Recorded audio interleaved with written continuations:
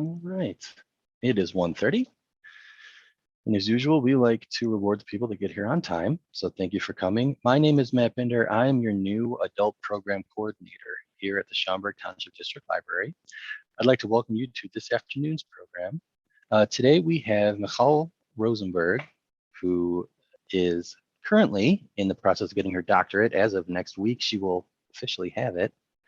And today she's going to talk to us about healthy sleep habits and sleep hygiene. I did, before the sent this morning, her handouts. If you did not receive her handout, let me know in the chat box and I can put those documents in there for you to download. And if you have any questions during your presentation, please feel free to put them in the chat or in the Q&A box. All right, I think that's enough from me. Here's Michal. All right. Hi, thank you so much for the warm welcome. And I will start by sharing my screen. Okay, so hello, everyone. Yeah, feel free to ask questions at the end. I'd love to help as much as I can in talking a little bit more detailed about your own sleep hygiene and ways maybe we can think of maybe editing or resolving some things that are getting in the way of sleep for some of you. But I'll give you sort of my spiel, and then you can go ahead and ask some questions at the end. Can I close this poll that popped up? Yes.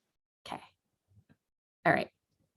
So I'm first going to talk about what sleep is and the importance of sleep. So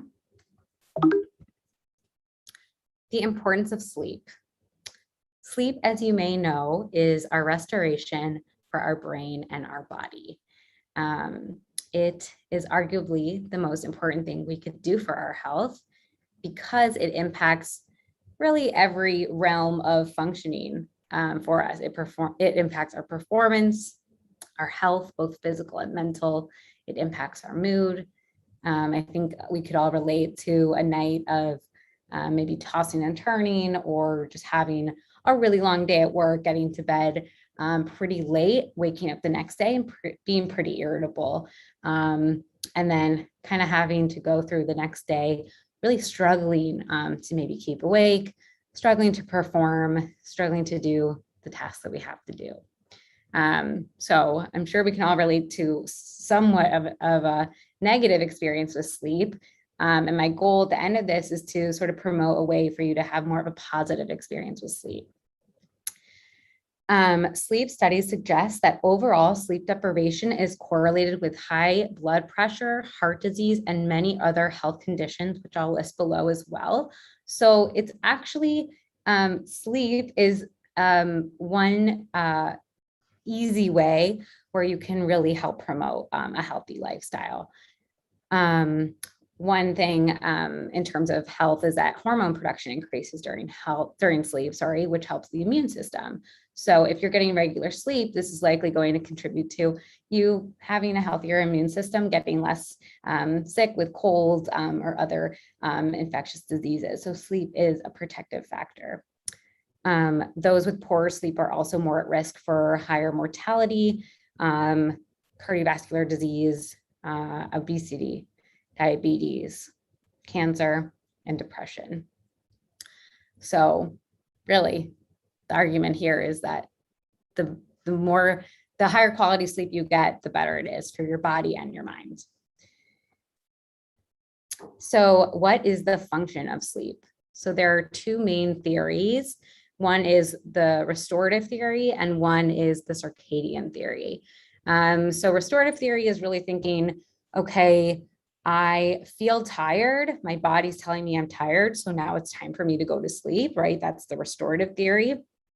And then the circadian theory is more in touch with the internal clock and the internal and the cues from the environment of, the sun is going down, it's nighttime, my body is ready for rest. So with restorative theory of sleep, the main functions of sleep are that sleep helps with consolidating memory. It helps with metabolism and keeps our appetite in check.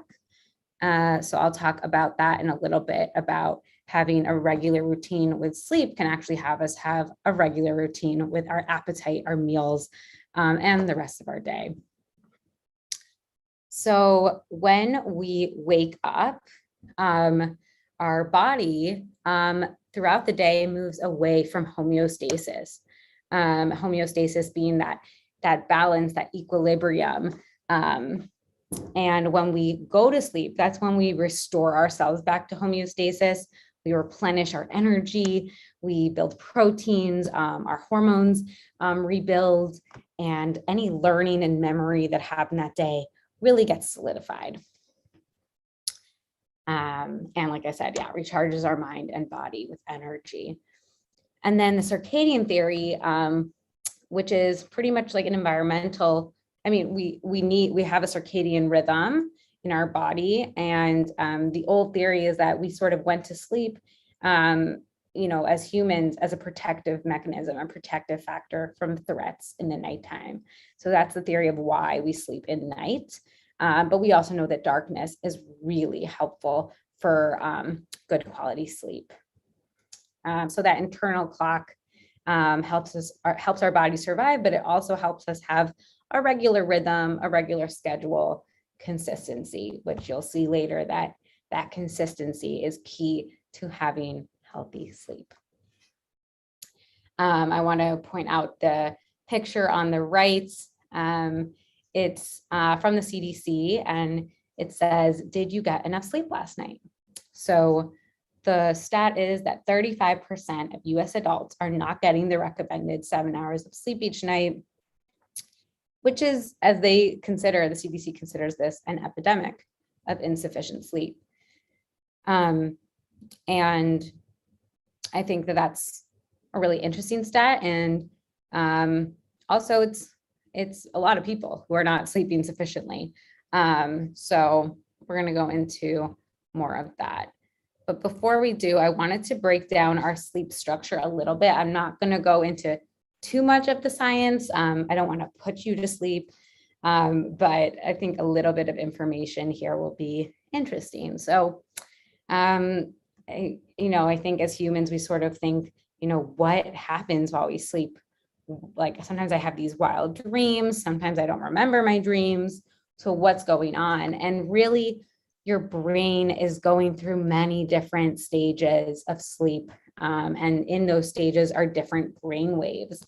And I'll go into the different stages of sleep, but it has these 5 component brain waves: the delta, the theta, the alpha, beta, and gamma. And within sleep, there's non-REM sleep, which I will go into, and then there's REM sleep, which you may have heard of, the rapid eye movement of sleep. Rapid eye movement sleep is known as paradoxical sleep. Our bodies actually paralyze themselves, and you won't be able to move in this sleep. Your eyes will be moving up and down in your eyelids, and that is where your mind might have dreams. You might experience dreams during this type of sleep. And that's where you're going to do a lot of memory consolidation, learning, and it helps with mood. So I don't know about you, but when I was in high school, I was really trying to study hard for a test. And I remember thinking, okay, do I stay up all night studying for this test, or do I go to bed earlier and, study up to sleep, get a good night's sleep? I found that throughout my years of study, getting a good night's sleep and having less amount of hours of studying actually helped me do better in the classroom, in tests. And I know that that's the case for many other people. And the research backs that up as well. Studying up until the moment you go to sleep, or an hour before bed, your brain is going to actually have that time during the night to really solidify the new information that you put in your brain, to capture the memories that you had that day. You may find that if you wake up really groggy the next day, you kind of like woke up out of your dream. That's you waking up in REM. And so that might feel a little disorienting because you were in the middle of that stage of sleep where you are, consolidating some memories, learning and dreaming. So I imagine that it doesn't feel as restful when you wake up from that cycle as it would in non-REM sleep. Okay. So here are the 4 stages of sleep, and I'm going to start with non-REM stage 1. So this is your, like it says, your transition period from being awake to being asleep. And that actually should take between 5 to 10 minutes. And I think that this is often where people find themselves to have the most trouble of falling asleep.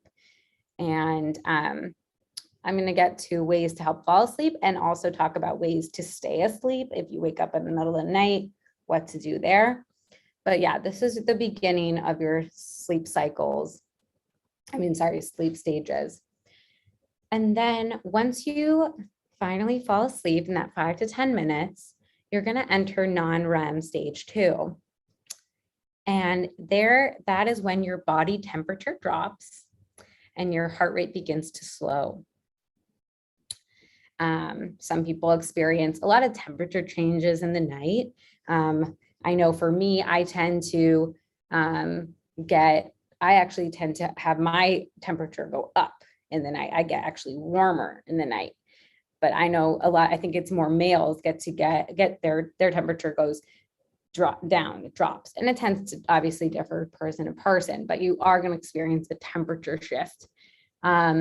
Your brain begins to produce sleep spindles that last approximately 20 minutes, which is really helpful for your body. And that's where your body is going to get a lot of that rest. And then non-REM sleep is your muscles begin to relax, your blood pressure and breathing rate drops. And this is where your deepest sleep occurs, is stage 3, right before REM. And then we go to REM, which I had talked about a little bit, but yeah, that's where your brain's more active, your body's super relaxed, it's immobile, it's paralyzed. And that's where your dreams occur and your eyes move rapidly.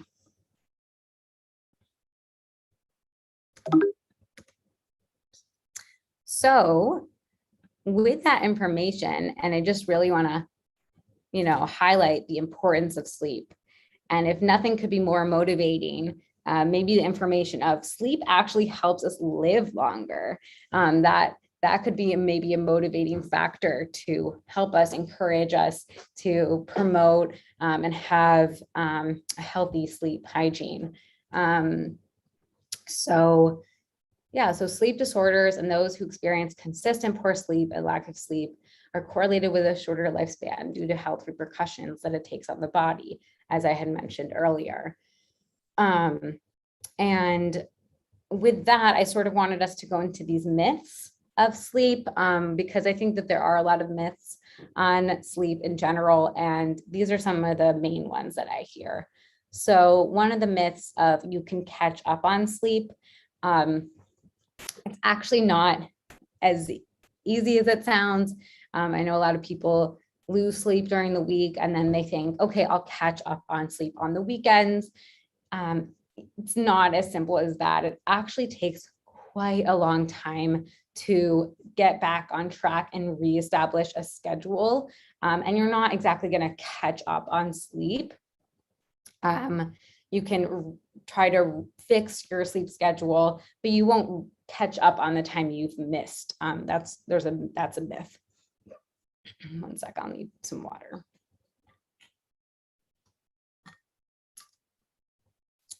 So myth number 2 is that adults need 5 hours or less of sleep, and that's really not the case. We need about 7 to 8 hours of sleep as adults. I am going to show a video at the end where an expert talks actually about the quality of sleep more than the quantity, because you could be in bed for 10 hours and say, oh, I was in bed for 10 hours, but you could have only had about 1 hour of REM and 1 hour of non-REM, right? It just sort of depends. And another thing is that we actually kind of suck at reporting and knowing how sufficient our sleep is because we are asleep during it. We're not very good, and we're not good reporters at knowing, if we had a really restful sleep or not. So that's kind of interesting tidbit too. But yeah, and I talked about that, the myth of the more you sleep, the better. There's actually a window that you want to be in. You don't want to get more than 9 hours, 10 hours a night going into the 11 and 12. That's a little bit too much sleep. We still need, awake time. We need to give out our energy. We need to, expend our energy in order to refuel our energy. It's a cycle that we need to complete in order to get back to needing more rest. Okay. So how much sleep is sufficient? This is, like I said, dependent on not just the quantity, but the quality of your sleep. So, and the brain waves that I had talked about, those serve different purposes for our brain. I won't go too much in the detail there, but there's reasons for each stage of sleep. And there are reasons why children need longer periods of sleep versus adults. And that's because children's brains are still developing, right? So they need more time in the sleep periods to really, keep the growth, keep the learning going, keep the memory consolidating. They need more of that time to continue to develop their brain. And brains don't fully develop until the age of about 25. So for adults, we need between 7 to 9 hours of sleep. Children between the ages of 6 to 12 need about 9 to 12 hours of sleep, and it will depend on the person a little bit. And then teens between 13 and 18 years of age need between 8 to 10 hours. So you see it starts to decrease a little bit. I think that there's a myth that teens could sleep like 12 to 14 hours a day. That's really not necessary. I think that that's also just a part of their development in a different sense, but they don't need 12 to 14 hours of sleep. They need between 8 to 10. Okay, sleep hygiene. So this is the good stuff. This is what you came for. Here are some tips to help establish a healthy regimen routine that will help with consistent, good quality of sleep. It involves a controlled environment, and it requires some dedication and some efforts, right? It's hard. It's hard to establish a new routine and a new habit. So that takes time. But once you do, you will find so much benefit and so much ease with sleep, with your relationship with sleep. And it really helps cultivate other good habits in your life. So what I was saying before about appetite, right? So if you tend to struggle with your sleep, you likely have pretty inconsistent meal times. If you're going to bed at midnight and you're waking up at 8 or 9 one day, but then you're going to bed at 2 a.m. the next night, waking up at 11, your meal times are going to be they're going to be fluctuating from day to day, which is, as you get older, you need more of that consistency in order to realize, like, am I hungry now? Or, is this just the usual time I eat? And that's kind of when you get into a range of maybe overeating, undereating. So it's really not as helpful for our body to know our hunger levels, our thirst levels, our energy levels when it is changing so much from day to day. That could also lead you to, having a really late meal at like 10 at night and then going to bed right after. And that's also not the most helpful because it's much harder to fall asleep with a big meal in your belly. We need time to digest first. So you may first ask yourself, how do I know if I'm not getting enough sleep? What are the signs that I'm deficient in sleep? Great question. Basically, one of the signs is that you have a really hard time falling asleep. You may struggle on and off for, an hour, maybe a couple hours, few hours.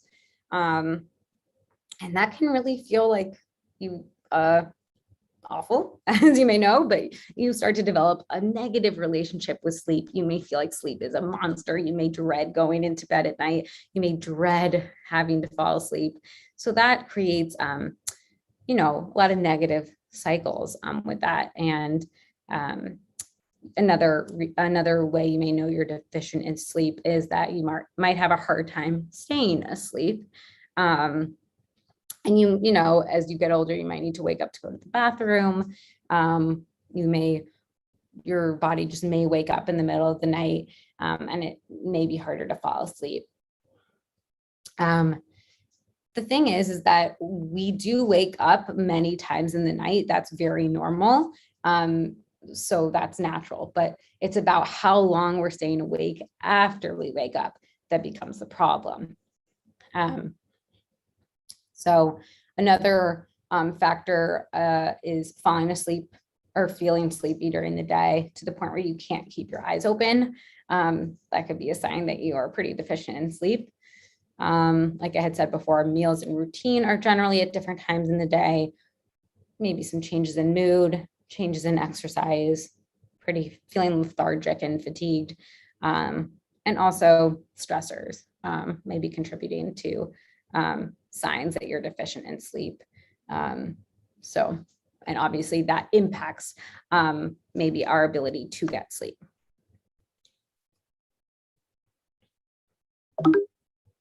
Sorry, there we go. Just need to move up my video. Okay. So how to implement healthy sleep hygiene. One of the most important things you could do to implement healthy sleep hygiene is to set a regular sleep time and a regular wake time. That is one of the absolute most important things you could do. And not the caveat, but the part where it's most important, most essential is also on the weekends.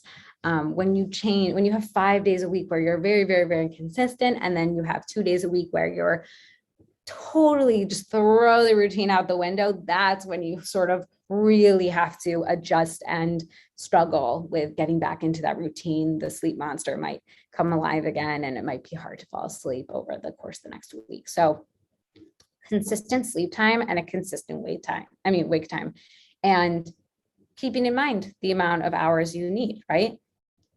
I would say 8's the sweet spot, 7's still great, and setting it from there. And if you are totally, have no regular sleep time, no regular wake time right now, be kind to yourself, be compassionate to yourself. It will take some time to reestablish this habit, reestablish this routine. Another tip for healthy sleep hygiene is to refrain from exercise past a certain time. So try to avoid any extraneous exercise 2 to 3 hours before bed. We're really trying to help your body realize, I'm tired, it's nighttime, it's time to go to sleep, right? We don't want to confuse our body with adding more food or energy and then mess up our systems. We need to go to bed when we feel tired at the end of the night, and that will confuse our body. Another thing too, if you are a big coffee drinker, big smoker, it's important to reduce that intake. It's obviously different for everyone, but if you're drinking a lot of coffee past that 3 or 4 p.m., maybe past that 5 p.m., it depends on the person, like I said, but that could really impact your sleep and your quality of sleep. Sleep tips. So this is very personal for each person. Everyone will want a different nighttime routine because everything will feel different for different people. Some people like the sound of meditation. Some people like a night shower. So you can do different things, but what you want to be mindful of is what is a calming thing for my body that lets my body know I am doing this, and right after doing this, it's bedtime, right? What can I do? So for me, it's, I have my little nighttime routine. I like to take my shower, take a few deep breaths, and then brush my teeth, nothing too big, wash my face, and maybe read for a little bit. Then I go in my bed or sleep.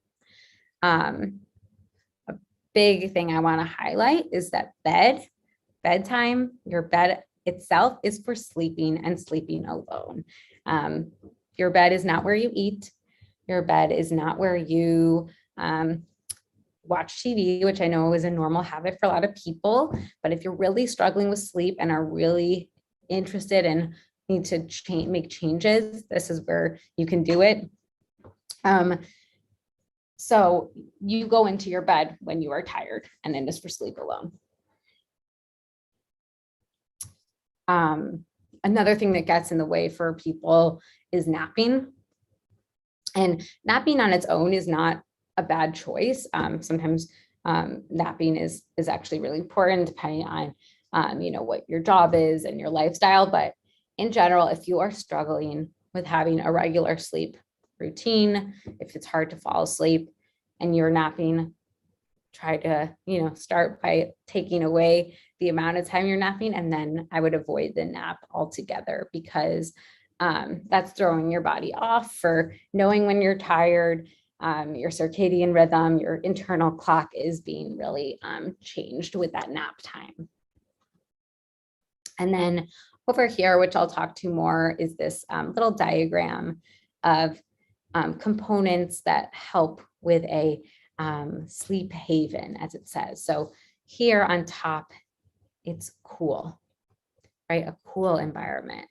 We need, and I talk about this too in a moment, but we as humans need, if you almost think of like a bat cave is cold, it's dark, right? That's what our bodies need. So cold temperature, and that will be different for everyone since all of our internal temperatures are different, but putting your thermostat to a low temperature would be helpful, or sleeping with the windows open. Darkness, absolute key. If you don't have a really dark room, use a sleep mask. If there's a lot of light shining through, try to figure out a way to kind of like close up those holes, because we really need a dark room for sufficient sleep. We need quiet. And making sure that your bed's comfortable. Obviously, if you have a bed that really hurts your back, or it's just really not a comfortable place to be on its own, that's something to think about. And then clean. We often don't think of this, but having a clean environment around your bed space, around within your bedroom, is actually really helpful for peace of mind and just quality of sleep in general. I may have mentioned this before, but avoid big meals before bed, because that digestion that sort of starts a whole new cycle within your body, thinking, oh, we're going to keep going for the day. Maybe I have some walking to do. Maybe I have some more work to do. And so that's really confusing when your body really needs to be shutting down and getting ready for a good night's sleep. And then avoid alcohol right before bed. If you like to have a glass of wine, have it with dinner, have it right after dinner, but right before bed is really gonna lead to some unhelpful sleep patterns in general. So I think I have mentioned that the need for coolness, the need for dark environments, and I did touch a little bit about the electronics. Probably the worst part of this presentation, the most horrible fact that you're going to hear for the day, is that if you're really struggling with sleep, you should remove your phone from your room, away from your bed, not in your bed with you. Your phone is not your blankie. It's not your teddy bear. Your phone is something that actually really stimulates our brain. And when we look at that light before bed, our brain thinks, like the food, that we're going to keep on going. It's both the light and the dopamine that's kind of keeping us awake, alert, and not a healthy habit. So eliminating that from the room, you can get, an old school alarm clock if you're worried about not waking up. Because I know a lot of people use their phones for alarms, but the phone should be away from the bed. And in general, you should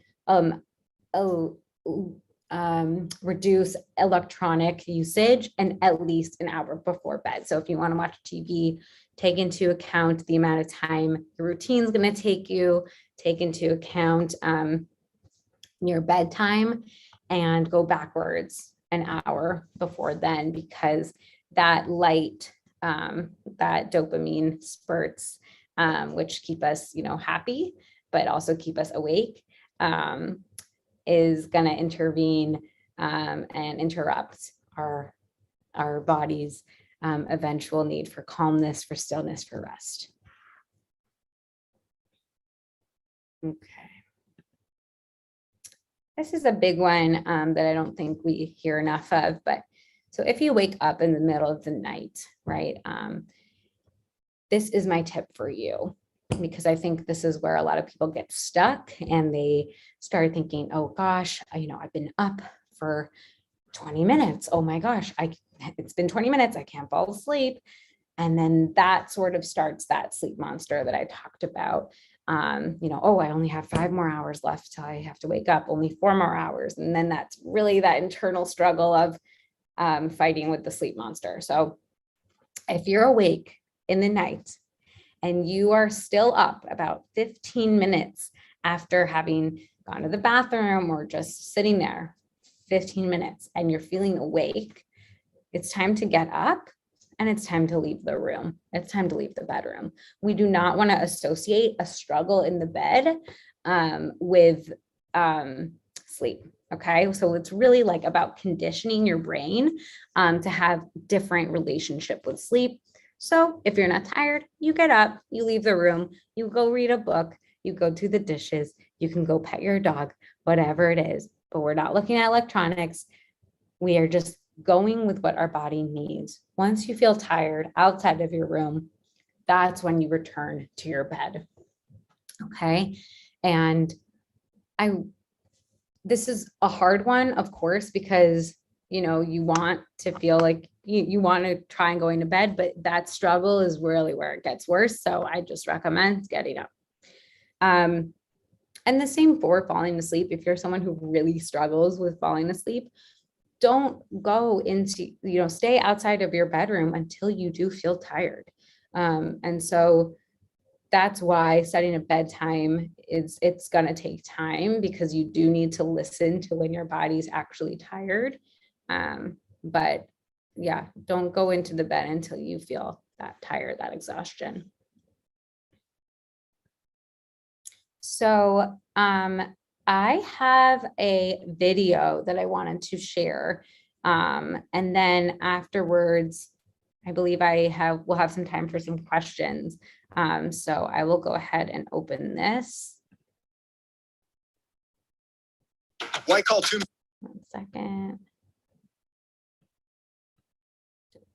Share.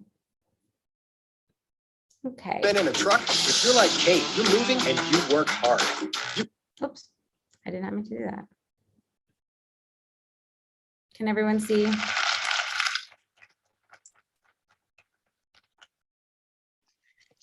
Yes. For over a year, every day, I drove my kids to school drunk.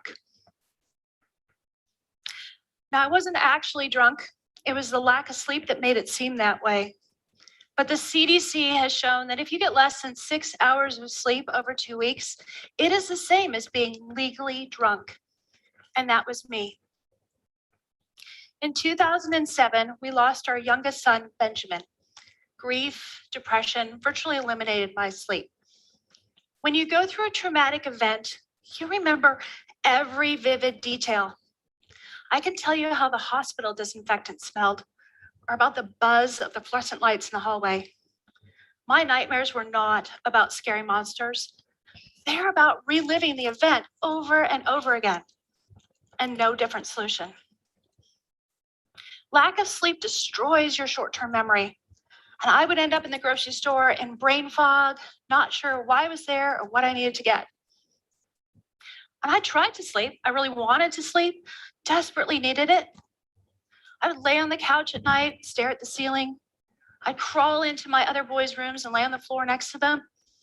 I'd curl up in my closet because it felt safe. I thought I could sleep there, but it didn't work and I couldn't sleep.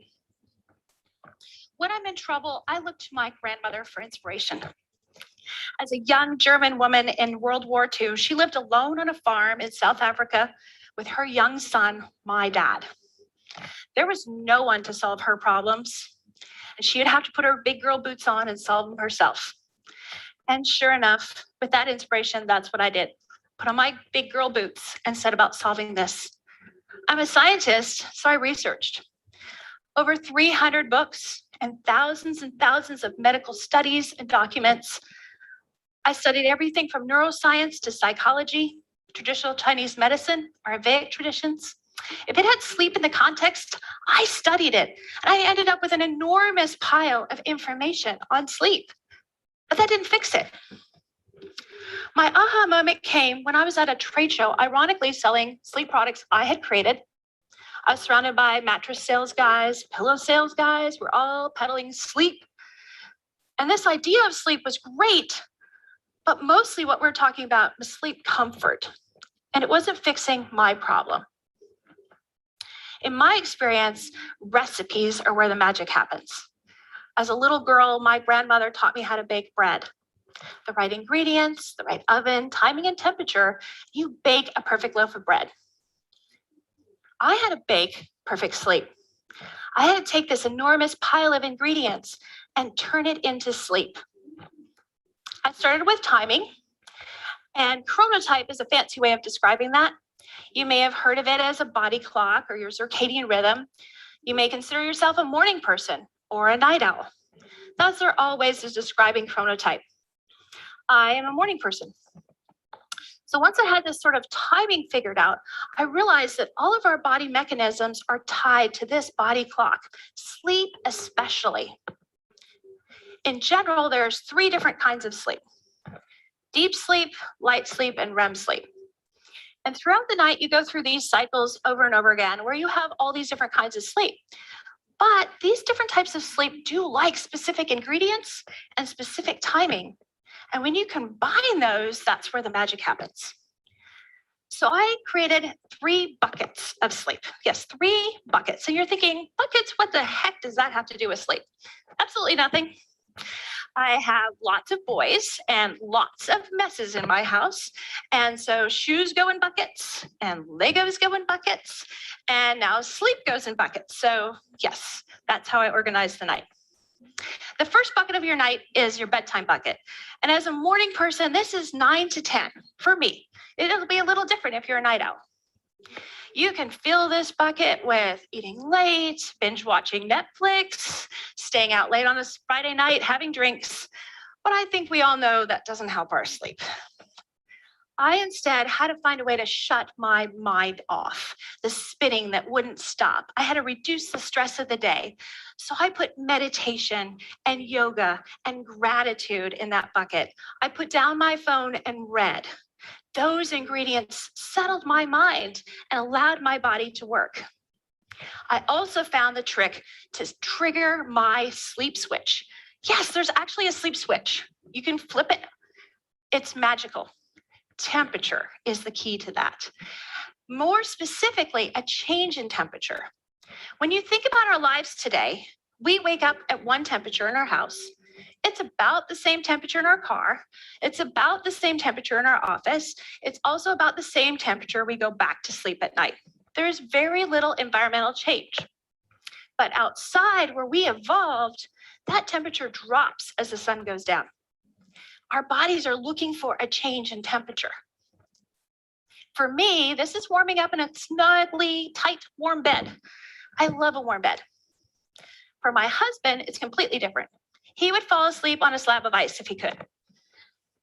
So it doesn't matter what that change is, but you do want to flip that switch.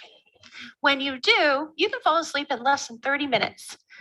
For me these days, less than 15, a far cry from the hours and hours of tossing and turning and not falling asleep. Bedtime bucket, check. The next bucket of the night is your deep sleep bucket. And for me, this is from when I fall asleep to the middle of the night or about 10 to 3. Deep sleep has been called the fountain of youth because when we're in deep sleep, we heal. Shortly after falling into deep sleep, your spinal fluid comes up over your brain and washes the toxins away. Your DNA is healed. Your memories are filed. Yes, they're filed during deep sleep. You don't file your memories during the day. They pile up. So if you can imagine your office desk and all day as you did stuff, you put files on that desk. If over time, every day, you did not get rid of those files, and that enormous pile of memories piles up, you would not be able to find those memories. That's what happens when we don't have deep sleep. Deep sleep is unfortunately the most elusive kind of sleep. And as we age, it declines. So when you're 20, it's pretty easy to get that 2 hours of sleep, about 20% of an 8-hour window. But by the time we're 80, it's about 7 minutes or less. This is why every single disease of the elderly is attached to lack of deep sleep. Not one gets by, every single one. But we're asleep during deep sleep. So how was I going to fix a bucket of sleep that I'm not conscious for? So I turned back to temperature. In our bodies, our circadian rhythm during this time is dropping to its lowest point of the day, just like I described it dropping to the lowest point outside. So deep sleep likes it cold. So the quest became, how do I figure out how cold? How do I figure out how much? And this is where my kids will tell you I went a little mad scientist and I turned our bedroom into a sleep lab. I put my bed up on risers because I needed to put lots of crap underneath it.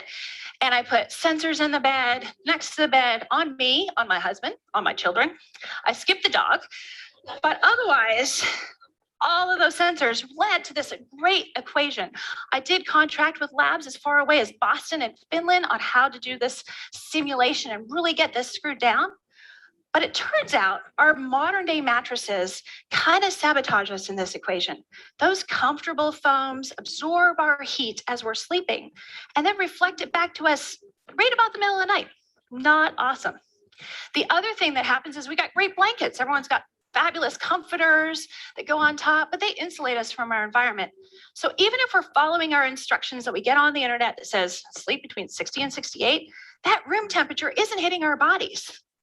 Our bodies are like race cars. They're engines. They're putting off heat. And just like you wouldn't drive your Ferrari without a radiator, you shouldn't sleep with one during deep sleep either. So I put cooling underneath my body in that cave, and magic happened. 2 hours of deep sleep, any age, and when I wanted it. Deep sleep bucket, check. The last bucket of the night is REM sleep. And again, like I said before, all these different kinds of sleep are happening, but this is the window for REM. During this time, your body clock is warming your body up those 2 degrees. Just like the sun is coming up over the planet, warming it up, you want to warm up too. And you need to remember that you turn on that sleep switch. This is the time to turn it off. Heat turns it off. When you do, your body's ready to wake up because you've actually said, I'm done sleeping. And it's magical. This recipe has changed my life. This is my sleep before my recipe. 9.5 hours in bed, less than 5 hours of sleep, very little quality sleep. This is what I look like tired. This is an exhausted sleep. This is 9 hours of not being productive, tossing and turning and feeling like I'm not good at sleep. This is my sleep today. And the first thing you're going to notice is it's 6 hours. And everything you read is saying you need 8. But I'm here to tell you it's about quality, not quantity. You can still get 2 hours of deep sleep, 2 hours of REM. You can still feel great and rested in the morning if you put the right ingredients in your bucket, if you follow your recipe, if you manage your sleep. You wouldn't do a diet without a plan. You wouldn't do an exercise program without a plan. This is your plan for sleep. This is possible for anyone. In January of last year, I met Susan. When I met her, she hadn't slept through the night in 10 years, not since the birth of her second child. She's smart, capable, a businesswoman. She tried to solve this problem. She talked to her doctor, her gynecologist. They tested her hormones. They looked at her, no problem. It's a problem to wake up in the middle of the night. So we talked about it, and very shortly we were able to fix her deep sleep bucket. It doesn't even matter which bucket you fix first. Within days, she was sleeping through the night. But the magic is not in fixing only one part of the bucket, because when you are confident about your sleep, you will want to fix the rest. We all put off things we're not good at, sleep included. So if you're not good at it, you're going to put that off. Today, Susan goes to bed between 9 and 10 because she's a morning person. Previous to using the recipe, she would go to sleep after the late show. Wake up exhausted, tired, hugging a cup of coffee, procrastinating her day, unable to get motivated for that first hour. Today, that hour is spent being productive and organized and helping her kids get out the door. Susan has found her sleep superpowers. The CDC has declared sleep deprivation, lack of sleep, as an epidemic. We are not taking care of our sleep, and it's preventing us from being the people we really can be. We have got to settle down and give sleep its recipe. When you do, you can be anything you want, and you can find your sleep superpowers. All right. So I'm going to stop share there. I'll go back to my sharing my PowerPoint. 1 second.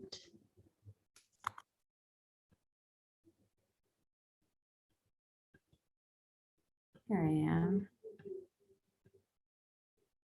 All right. So, yeah, that's my presentation. That's my video. And I want to open up the floor now for questions on sleep hygiene and sleep in general. So if anyone has anything. If you have any questions, feel free to type them down in the chat box or in the Q&A. Michal, I have a question for you. Yeah. If you don't mind. Yeah. So if you're somebody who likes to use their tablet or their e-reader to read books before going to bed, should you not do that? Or is there a way, I know some devices you can turn off the blue light. Is there a way that you could still do that before going to bed or no? Great question. I would turn off the blue light for sure. And if you can, I would read on the couch if sleep is a big struggle for you. And then once you're feeling tired after a few chapters or whatever it is, then go into bed, because you are doing a great thing by reading that book.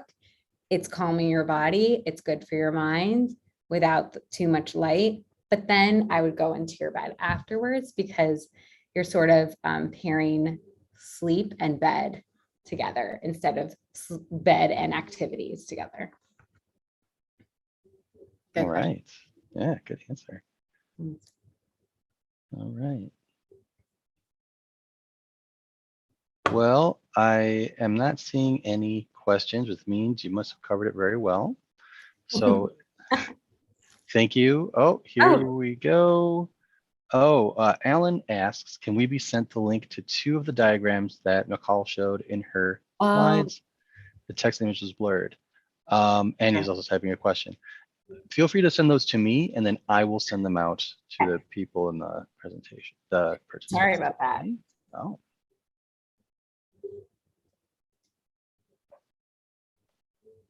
Oh, Deborah, I saw your question. Are you referring to the Kindle, the book experience of starting on your couch? The books. Books. Mm, Yeah. Okay. Well, if that was the case, but I would be wide awake again by the time I got to the bed. So I would say that I would try to mix up your sleep hygiene nighttime routine then, because it sounds like that isn't sort of doing the trick to calm your body and mind down. And it would also take some time to create that routine and make it consistent. But I would maybe try listening to a sleep podcast. You can have the phone. That is an exception, I think, of putting your phone far away and putting on play for a sleep meditation and lying in your bed. I think that's okay to be in your bed for that. But it sounds like books, Deborah, for you sort of stimulates your brain a little bit too much. So it's a very personal thing. I appreciate your comment on that. And someone wants a copy of the slides. Yeah, you can have a copy of the slides. I'm okay with that, Joanne. What, Alan, were you going to ask a question? You wrote, I'm typing a question. Here we go. Okay. The sleep. Yes. I will send that to Matt. Sleep tips. yeah, you know what I'll do is I'll send out the diagrams and then the PowerPoint as well. So if people want to Awesome. look at that again, as long as that's okay with the future Dr. Rosenberg, that is Yeah, fine. of course. You all came here. I would love you to have this resource. And for sleep meditations or sleep music, I love Headspace, Calm, the Calm app for places for that. Even YouTube has some great things that are free. So feel free to sort of shop around for that. And if that doesn't feel good for your system, because it might not for everyone, I would use some deep breathing, taking, 5 to 10 deep breaths in through your nose and out through your nose, maybe right after brushing your teeth, maybe doing a few stretches, right? Anything that sort of feels calming for your body. And that's going to be different for everyone. Like what the scientist was saying, that it's a different recipe per person. Sleep. Oh, for a sleep eye cover. Honestly, for me, it's all about texture. And so I'm kind of a snob with that. Oh, an ear cover. Oh, for like ear plugs? Yeah. I'm not sure what the best product is for earplugs, just because I personally don't use them, but I've used like the generic ones and those seem to work fine. So I'm sorry, I don't have a specific recommendation for a good product for that. But yeah, that's a good point, earplugs, if there's too much noise. I'm sorry about that. I think I just got mine on like Amazon, or from CVS. All right, any other questions?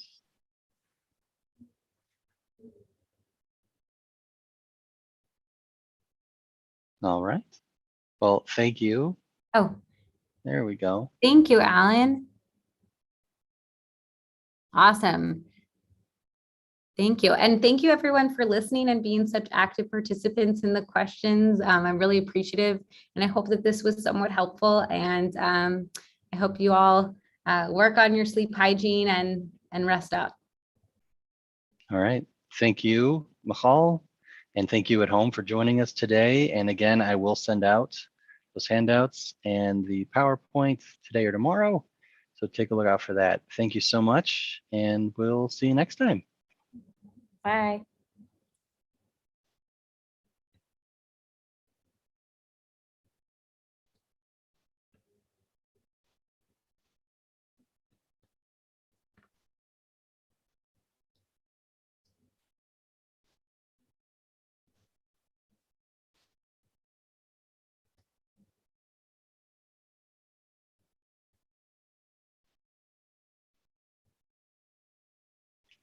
All right, you did great. Thank you. Thank Yeah. you. It's definitely weird just presenting just to be yourself. Which I did my dissertation like that, so I should have been used to it, but it's still weird. Well, oof. Yeah. It was rough. No, it's fine. Thank you so much for having me. That was fun. Yeah, I'm sorry this is the only time that we'll be able to work together. I know, sad, but you're such a pleasure to work with. It was Oh, fun. thank you. Yeah. If there's anything you feel that you would like to present on in the future, Yeah. please let me know. You have my email. Yeah. So if Okay. there's Perfect. any topics that are more in line with your professional passions, by all Thank you. means. Awesome. I By all appreciate means. it. Thank you. Yeah, absolutely. Cool. Yeah. And I'll go ahead and send you those pictures and my PowerPoint too. Wonderful. And thanks for the podcast. I'm excited. Well, let me know if you like them and if you want Cool. some more anytime.